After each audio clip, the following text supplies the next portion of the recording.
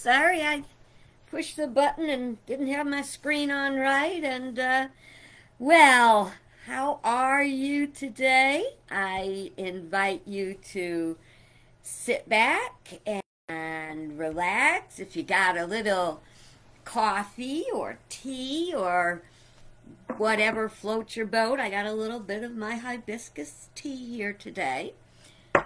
Tishy is currently snoozing, but who knows, maybe she'll be out to join us. I hope you have had a good yesterday to today. I had a pretty good one. We're going to talk about that in a little bit, and to see if you've been fruitful today. I did a lot of stuff. Was I fruitful? I guess we'll see by the end of the day, because there's still stuff on my list. Okay, so let's start off with the National Day calendar, but of course. And today is National Spaghetti Day. Well, you got me right there.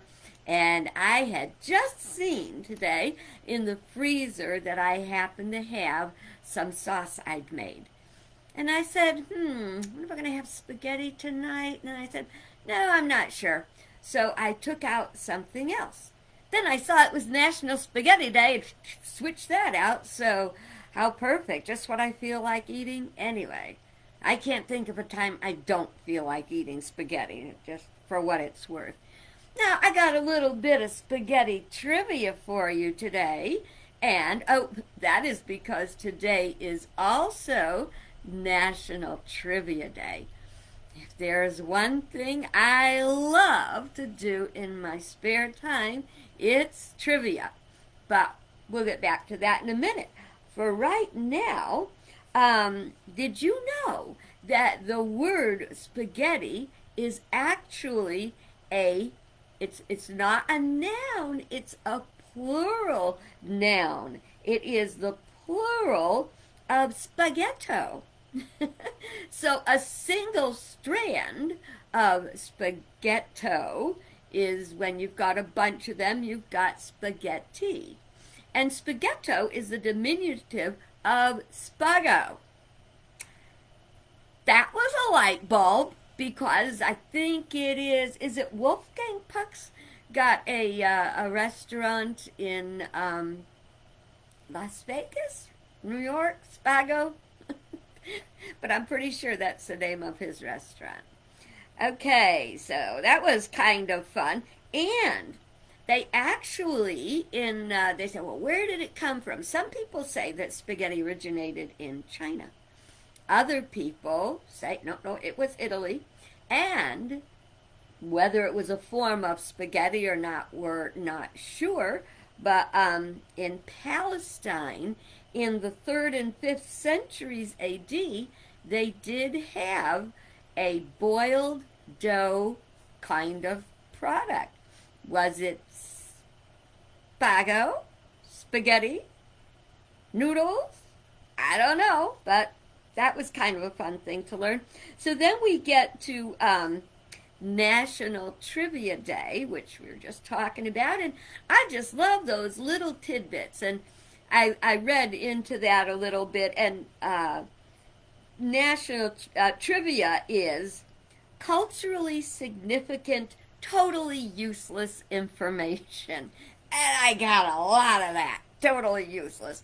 But I hope when I'm visiting with you that my information might be little, but I hope it's not totally insignificant, you know. And we're actually going to do a little teeny bit of trivia questions at the end of today's visit. So brace yourself for that. And tonight, I am looking forward to tonight so much. Why? First of all, National Spaghetti Day. I'm having spaghetti for supper. I think I'm going to have linguine. It's one of my favorites. How could I say one of my favorites? I've got so many favorites. If it's pasta, we're going in the right direction. But I've got wonderful, I've talked about them before, I think they're called Giardina vegetarian meatballs, which are very good. And have that with the spaghetti and my wine. And I'll watch trivia on YouTube. They got a lot of fun trivia games. So that sounds like a perfect evening. I am so excited. So today, now that we're done with our National Day calendar, today we're talking about fruit. And the title is Got Fruit? And I'd like to ask you, got fruit? Do you have fruit for today? Did you know that the Bible says 37 times that we should be fruitful and multiply? Started out with Adam and Eve. Here's a little bit of trivia. You can go look it up. Twice in the Bible, Adam and Eve are told to go forth and multiply. Why twice? Didn't they get the first time? I think you'll enjoy it if you go take a look at it. I'm not going to do your work for you, you know? All right, well, you know, this is where we want to say, what does it mean to be fruitful? You know, because like for a tree, it produces fruit. Human beings and animals and most everything produces something. If you're producing, does that make you fruitful? Because you know, right now we're talking about embracing change. And it doesn't matter what age you are. It doesn't matter how young. It doesn't matter how old. You can be fruitful. Fruitful and productive are not necessarily the same thing. Productive means you've got something to show for your time, but is it your fruit? Is it the fruit that you were born to bear? Now, some people might think that that money is fruitful. You know, I have a fruitful position, and I work hard, I work a lot of hours, and I make a lot of money. Money is not necessarily being fruitful. Now, if you were called to produce large sums of money, not counterfeit, you know, the real thing. If you were called to produce that to provide for others, well, that would actually make it more fruitful than just producing it to put it in your bank account or to spend. What kind of fruit are you producing? Are you producing a lot of money? A lot of children? Now here's where we have to realize, you know, coming from a Catholic background, we were prohibited back in the day from using birth control, and that we were supposed to we were not supposed to deny our husbands, and we were supposed to not use birth control, so that would be very productive, but would it be fruitful? Can someone who does not care to have children, would that mean that they are multiplying for better or not? Then that brings us to the cursed fig tree. The Bible tells us a story about one time Jesus was out, you know, strolling around, and he came across a fig tree, and he was hungry. And he said, ooh, I can see there's leaves on that fig tree. Now, with a fig tree, when the leaves grow, the fruit is underneath the leaves. So there's this beautiful fig tree. And he figures, oh man, there's going to be some good figs there.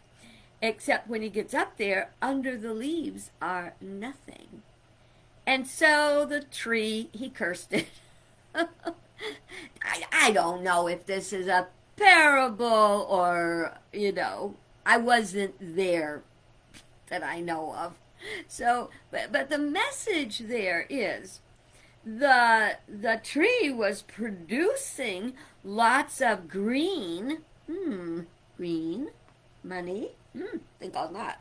It was producing a lot of green, but it was not being fruitful. And in the end, it was cursed. Now, in our lives, I know for me, I don't want to get to the end of my life and feel that I was productive, prosperous, but not fruitful. Because fruitful comes from inside of yourself. It's just like the fruit, from a bush, a tree, or whatever. It comes, it's inherent. It's inside of it. Each one of us have fruit inside of us. Inherent. And nobody can tell you what kind of fruit you got to bear. And that's the thing. In this world, we've been very conditioned to think that if you're making money, that's what counts. And if you're not making a lot of money, do you have any prestige, power? We mustn't measure like that. That's measuring by lower consciousness, and we want to measure by higher consciousness. How can you be cursed for not producing your fruit? Because inside you'll never feel fulfilled. And I got to tell you, I love it at the end of a day when I feel that I have produced fruit. I've produced something of myself. And it's not usually just for myself. It might be sometimes learning to be a better, more kind or whatever person. It's funny because it's inherent, yet if we get into the what was that thing? Was that the Beatles? She works hard for her money. No, when you're doing something to produce your own fruit, you're not working hard. You may be doing hard work, but it doesn't feel hard. I always say, when your work is play, you play all day. And sometimes I am working very hard when I'm writing my books, when I'm writing my stories, newsletters. It's funny because I sometimes, and I know better, okay, so because I'm saying this doesn't mean I know better. You will find in your life that there's a lot of things that you know better, but you still make mistakes. It's hard. Okay. I know better. I know that I have a gift to give. My gift has to do with my storytelling, my love of a passion for metaphysics and spirituality and blending them together. And yet I got to be real honest. Sometimes I feel guilty when I sit down to write because it's so much fun and I love it so much that it feels like I should be doing something else. Did you ever have that?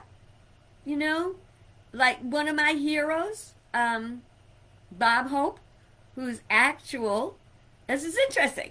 Bob Hope's name was actually Leslie.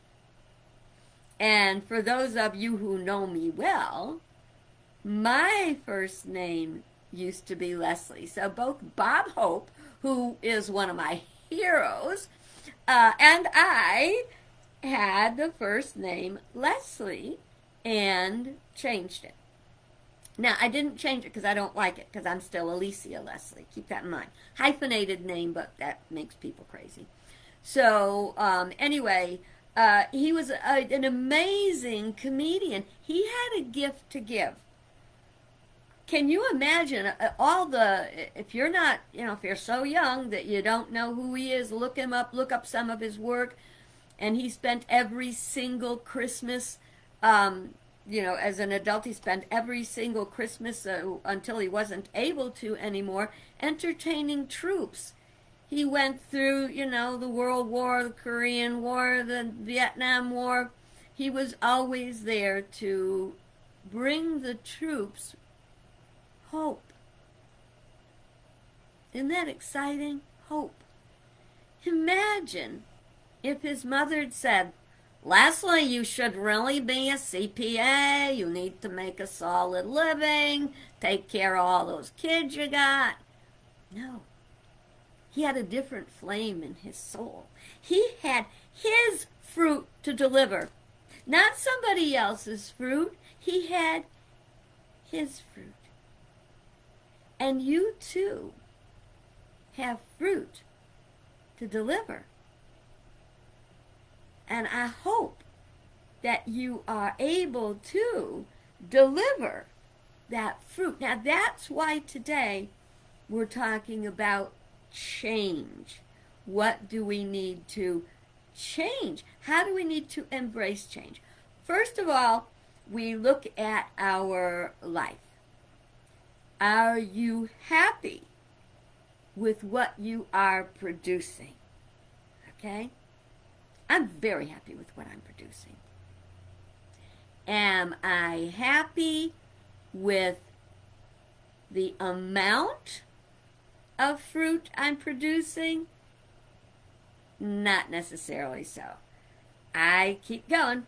Got to get back to my writing. Got to get back to my writing. Oh, I've been busy. I was stunned to realize I had to do something on YouTube when I was uploading my last video.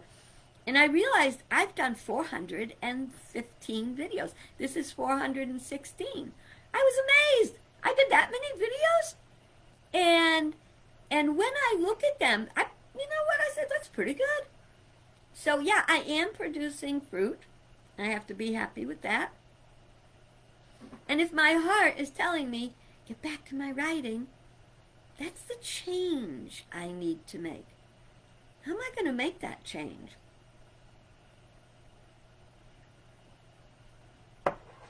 How are you going to make that change? We don't need something else to take on to our shoulders. We need to rearrange what is on our shoulders. And I would tell people, you know, you may be in the wrong profession. You need to do something else. But I never tell anybody, go in and quit your job tomorrow and start something new. No, no, no, no, no. We were given a brain for a reason. If you are not happy at what you're doing, that's your sign. That's your sign that you're not producing the fruit you want. I have a book that I absolutely love. Excuse me. And I talk about it a lot. It's called Like Water for Chocolate. It's about a young woman, and I'm just going to cut right to the chase because every time I go into a long explanation, I go, where did my time go? Everything, and I believe this for all of us, everything, she was a cook.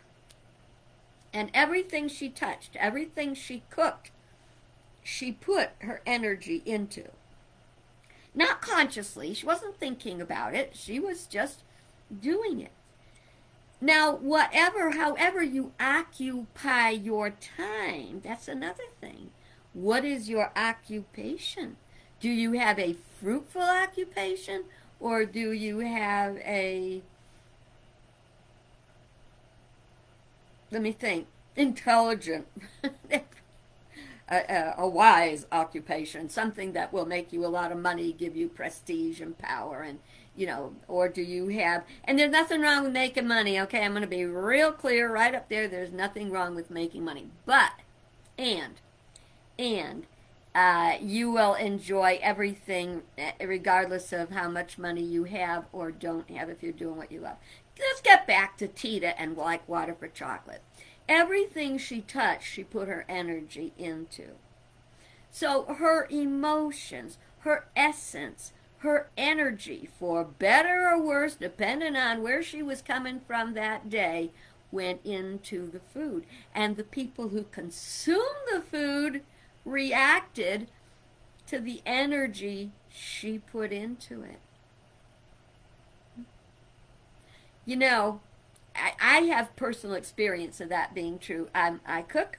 I love to cook. I'm a good cook. But if I'm cooking for someone who I have a concern or an error thought, a false belief, that they will be critical of my cooking, I am never happy with the outcome, and chances are they aren't either. So we want to make sure that what we're doing, what we're putting our energy into, has us in it, has our heart and soul in it. Let me tell you something.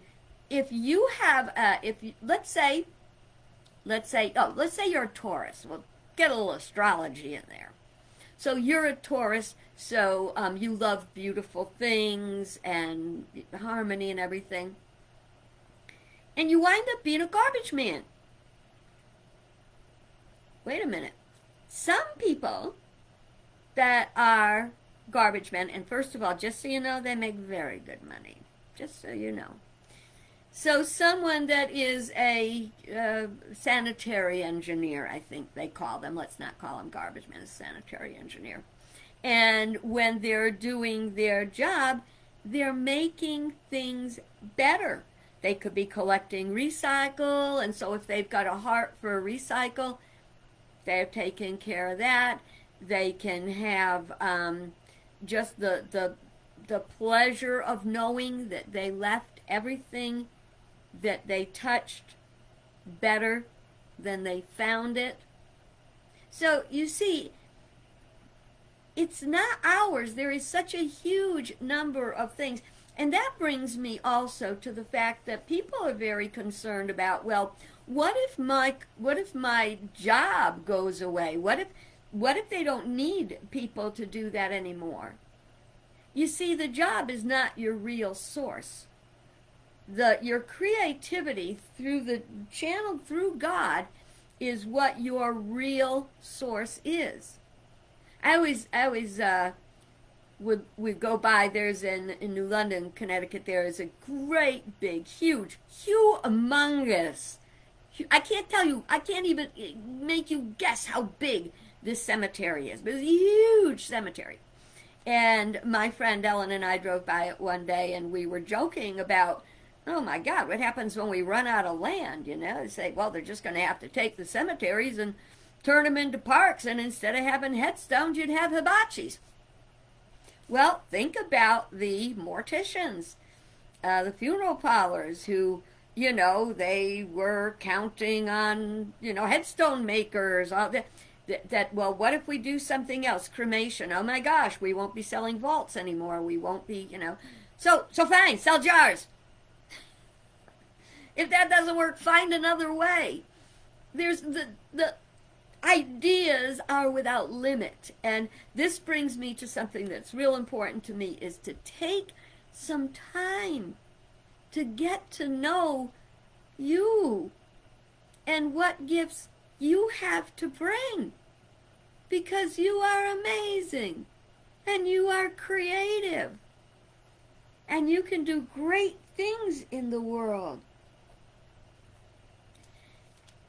So when we're thinking about producing and the fruit we're producing, we can consciously be doing something for money, which is producing a product or service. And you remember, we suffer from a sin. I said the S word, which is an error. It's an error in thinking and believing, and that is we want more for less, more for less, more for less. The dis-ease we have is called consumerism. And consumerism, in the context that I'm discussing it, it's like a constant drive to have more stuff. I want more stuff, I want more stuff, I want cheaper stuff, I want more stuff, I want cheaper stuff. But when we're thinking I want more stuff, I want cheaper stuff, if you're not realizing cheaper means it's cheaper quality, you get what you pay for. So we have this huge problem with waste. We have storage bins all over that are storing all this stuff that is basically like rotten fruit. Here's a thought. Do you have clutter in your house? Think for a minute. What if that clutter were fruit and spoiling and smelling and getting moldy? I bet you'd get rid of it then. So, basically, I'm inviting you to consider yourself a bush, a tree, Adam and Eve, that you have the ability to be productive and to produce good fruit. Fruit that only you can produce. A tree, an orange tree, cannot produce apples. Oh yeah, we got a lot of frankenfruit going out there where people are splicing things together and doing craziness like that.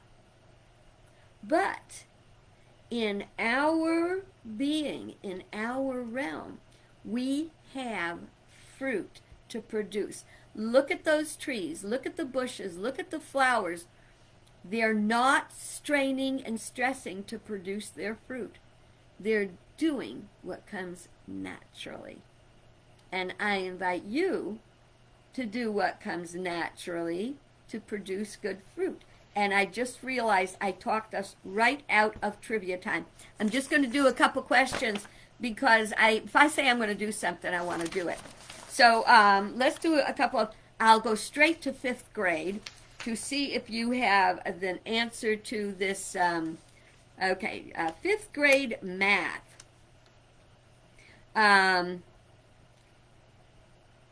Oh, a hexagon has how many sides? You ought to be able to pop that one off right away.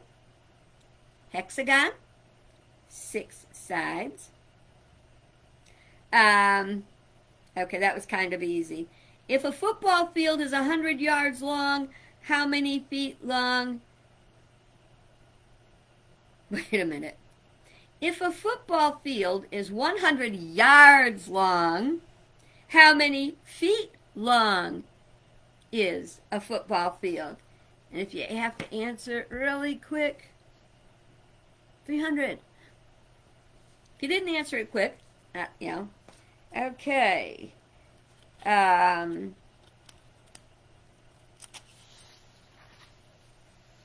Who fought in the Revolutionary War? You better say the Americans and the Brits. That's a 2nd grade question, by the way. 5th grade question, what was the name of the last queen of France? Do you have that off the top of your head? What was the name of the last queen of France? Marie Antoinette. I like that one. That was a good one. Okay. Oh, this is fun. Here's a good one. Speaking of being fruitful, where was the region known as the Fertile Crescent located? Where was the region known as the Fertile Crescent located? It would be in the Middle East. You know, when I read that question and I did know the answer to that, I've been there, and I tell you something, it does not look very fertile. And I'm wondering sometimes. I flew over Egypt in an old warplane. Really, seriously, it was a troop plane, a military plane. It was old, and it had the whole nose of the plane was like plexiglass. You're right there, man. You're just right there. And we flew over the Nile, and the Nile was this little skinny strip, you know, lying in the middle of nowhere. And I was out in that desert, and there's nothing, nowhere. And we imagined that the Fertile Crescent, has time changed it? What's changed it? I do know they would wait every year for the Nile to flood, because when the Nile would flood, everything would, all around it, would get green. So sometimes in life we might feel like we're being flooded, and that's not necessarily a bad thing. Now, real, actual floods, I'm talking metaphorically speaking, floods of stress and things that look like they're not going to turn out all right. But when there is a flood, the good part that happens is that all the silt, it's actually rich soil silt, washes up and covers the land around it. In our own lives, if we feel, especially if we feel we're dry and not fruitful, all of a sudden we have storms in our lives and flooding. Remember that that flooding is going to bring up from the bottom, from the work that we've done before and that we forget all about, it's going to bring up wonderful, rich soil to get started on. So, I hope that you, if you have any changes to be made to bring you to a place of being more fruitful, I hope you find it. And God bless you and have a great day.